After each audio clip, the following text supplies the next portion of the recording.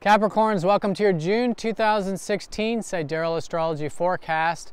I'm Athen, and this is for Sidereal Astrology. If you are new to the channel, be sure to check out the link because the signs are different. All right, so Capricorn, we got a lot going on this month, so I'm going to cover the most important aspects. If you do want a more specific look, do check out your weekly where I go into the specifics of the month. So starting off, let's look at where the Sun and Venus are because there's this concentration of energy here at the beginning of the month in your 5th house. So this is the house of self-expression. It's the house of fun, of playfulness, of creativity.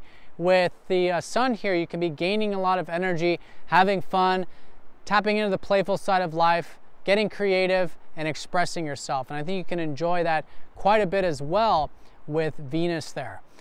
So that's all setting the stage because on the 4th, we do have a new moon in that 5th house. So you guys are coming to new beginnings now in terms of what you enjoy in life, in terms of your self-expression. Now it is a challenging new moon. It's going to be forming a grand cross. So there is that challenge. And the key with this grand cross, and any square for that matter, is to challenge ourselves, right? And especially as a Capricorn, you guys naturally have this inclination anyways.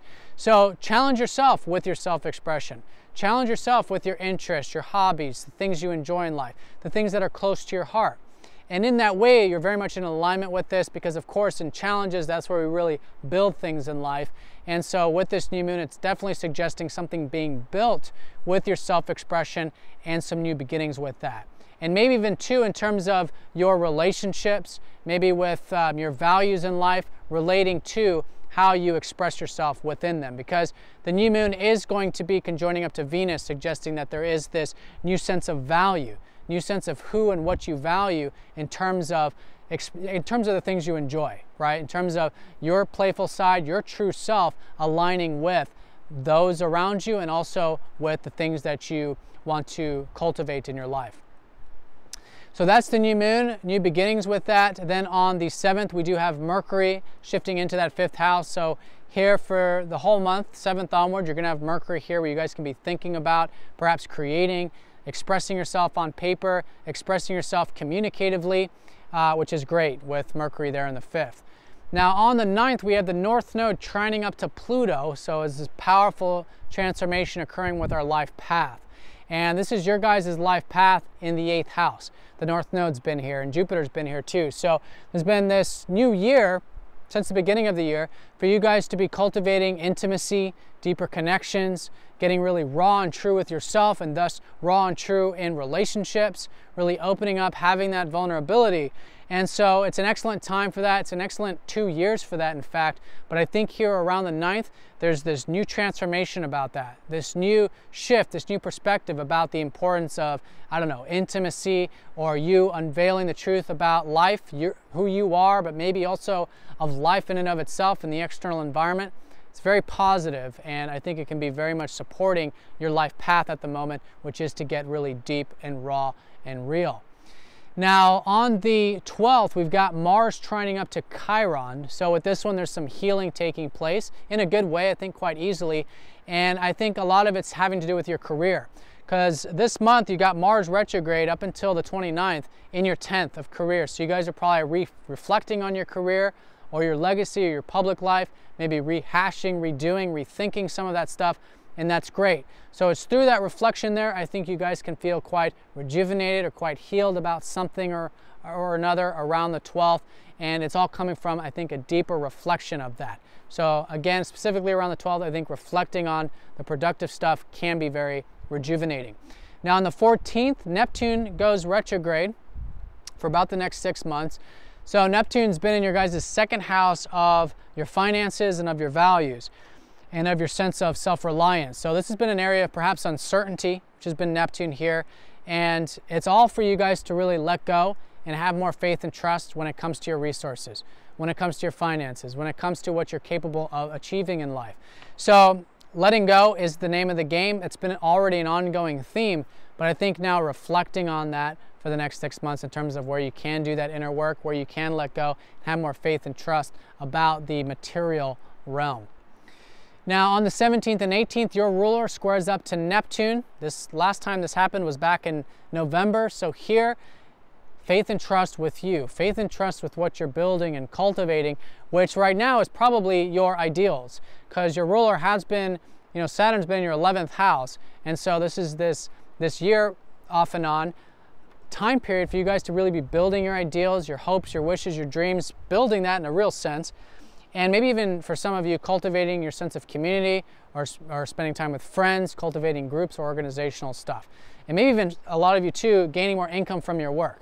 So whatever that's been that you've been building for about a year, there might be some uncertainty about that. There might be some doubts here around 17th and 18th, but remember back to November, because that was a big time for you guys to do that then and to have that faith and trust, because now I think there's more intuition coming in. I think there's more understanding, not of the intellectual type, but of the intuitive type that can help you ride that wave of life. So faith, surrender, know that you're being led down the river to where you're meant to be, where you need to be, although we might want to resist that. So be open to it as best as you can, and then you're riding that current. Now on the 17th and 18th, Venus goes into Gemini, followed by the Sun on the 20th. So this is the shifting part of the month. And the shift is going to be from that 5th house of your self-expression going into your work. So this is more daily kind of work. So the second half, I think it's great to cultivate your routine, your diet, your regiments, your work environment. I think you can enjoy that quite a bit from the 17th onward. And then from the 20th onward, once the Sun goes in there, you guys can be gaining prana, gaining energy by doing that, by working routine, self-improvement, whatever it might be. And that's going to set the stage going into July, where you're going to have some new beginnings with your work and your daily activities. Now the 20th is a big day, because the Sun's going to be shifting sign. We've got Jupiter conjoining up to the North Node this day, which is this illumination, this awareness about where we're headed, where the life path is taking us. And again, for you, it's all about these deeper, more intimate things in life. It could be in terms of having more healthy codependency in your life, more reliance on others, understanding the importance of intimacy and all that other stuff that I mentioned earlier. So the key is that you're going to be gaining insight, you're going to be gaining awareness about these deeper truths. And so cultivate them. Jupiter by himself, it just might feel good, but we have to walk through the door. When the door opens, we got to walk through it.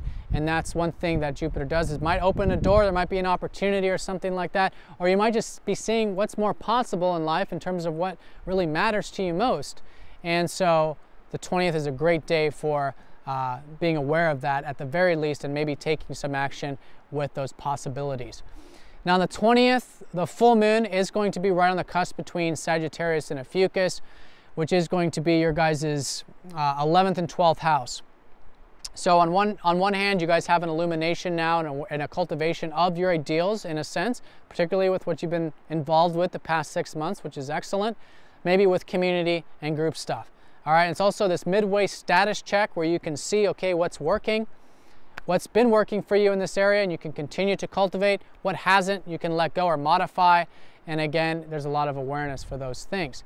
Now, in terms of the 12th house, this is an awareness of the importance of you guys cultivating your spiritual self, your alone time, your meditative time. So it's a good time to kind of sit and connect with yourself, have some peace in your life through that acceptance of life, and cultivating yourself spiritually can be excellent at that time. Now on the 26th, Jupiter trines up to Pluto. More of this plutonic energy, more of this transformation and change. And here, again, it's helping you guys get more intimate, get deeper with yourself primarily. And I think you're willing to see things on a deeper level. You're changing your worldview, you're changing your perspective about life, about the deep transformations of life particularly. And it's a good time to implement whatever changes might be necessary, what old things might need to be let go, so you can cultivate the new.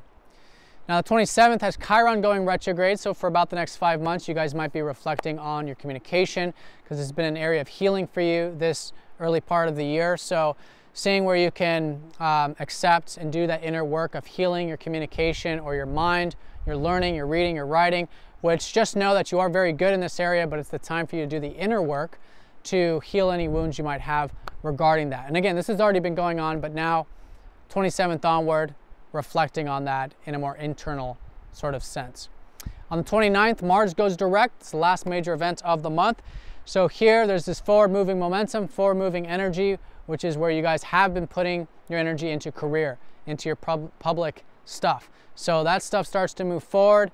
Going into July, it obviously takes time for Mars to build his momentum. So, for all intents and purposes in July, but there could be a definitive shift on the 29th in terms of a lot of the stuff you've been learning about where you're putting your energy with your career and your productive life that now might be moving into a new direction.